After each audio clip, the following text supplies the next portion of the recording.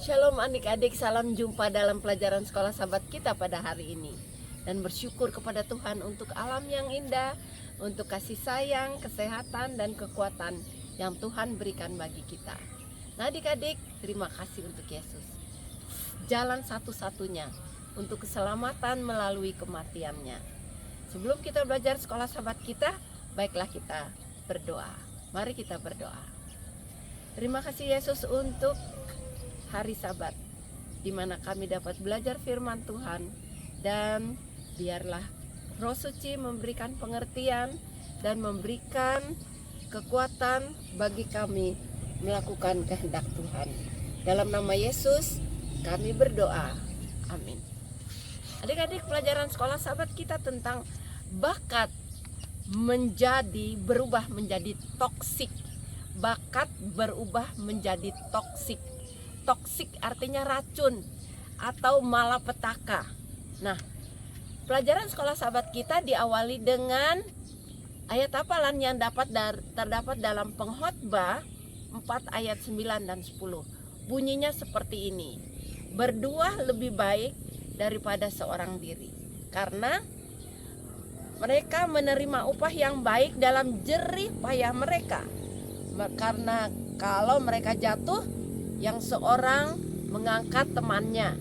Tetapi orang yang jatuh yang tidak mempunyai orang lain untuk mengangkatnya.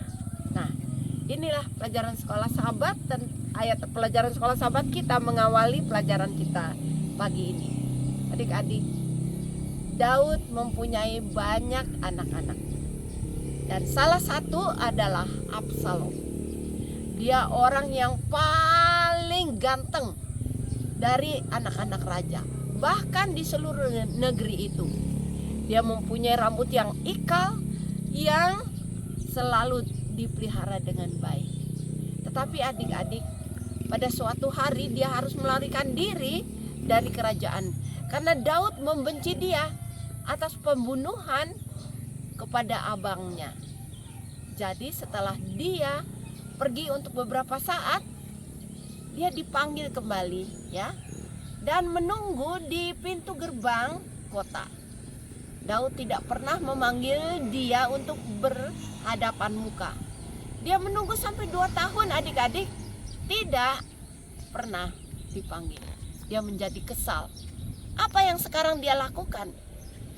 Jadi kalau ada orang yang mau menghadap raja, dia cegat. Apa masalahmu? Kalau mereka mengutarakan masalah mereka, Absalom langsung merangkul, mencium mereka, mengambil perhatian mereka. Kalau saja aku menjadi hakim, katanya, aku akan membela keadilan. Begitulah dia setiap hari sampai banyak sekali pengikut-pengikutnya, dan mengumpulkan orang-orang ini untuk memberontak terhadap Daud sebagai raja dan ayah mereka. Nah, sampai pada suatu saat adik-adik, ada kereta yang dia sewa dan 50 orang berlari di depannya untuk menyatakan bahwa dia adalah raja. Nah, berita ini disampaikan kepada raja karena dia tiba di Hebron dengan pengumuman bahwa dia adalah raja. Lalu apa yang terjadi? Berita itu tiba kepada Daud. Banyak sekali yang mengikuti Absalom dan segera berencana untuk menuju ke Yerusalem untuk mengadakan pemberontakan, menjadikan dia menjadi raja atas kerajaan Israel. Nah, adik-adik, sangat mengerikan. Seorang anak berusaha untuk memberontak kepada orang tuanya. Masalah ini, perkara ini disamakan dengan bagaimana Lucifer atau setan di dalam kerajaan Allah membuat perlakuan yang sama karena keegoisan, karena kesombongan, tidak puas, mau menjadi sama seperti Allah. Sama seperti Absalom. Akhirnya pemberontakan itu terjadi. Adik-adik, sangat mengerikan. Seorang yang mempunyai bakat, mempunyai kegantengan yang istimewa, akhirnya memberontak terhadap Allah. Kita juga dapat melakukan hal yang sama kalau kita tidak berhati-hati. Nah, kita mencapai lebih banyak hal yang dengan bekerja sama, bukan bertentangan satu dengan yang lain.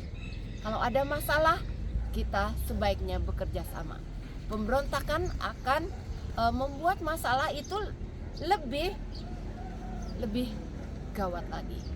Adik-adik, pelajaran mengenai Absalom menjadi pelajaran kita. Akhirnya Daud harus meninggalkan Yerusalem dengan 600 orang tentaranya. Ada banyak juga yang mengikut dia, tidak semua mengikut Absalom, termasuk suku Lewi. Suku Lewi tetap, dan kita diminta untuk selalu bekerja sama dengan Allah. Kita berdoa sebagai akhir pelajaran ini. Bapa dalam surga, terima kasih untuk pelajaran pada pagi ini. Tolong kami Tuhan, agar kami menghormati orang tua kami. Terlebih kami menghormati Allah kami, yang mengasihi kami, yang memberikan keselamatan bagi kami. Dalam nama Yesus kami berdoa. Amin. Adik-adik, sampai di sini pelajaran kita. Sampai jumpa.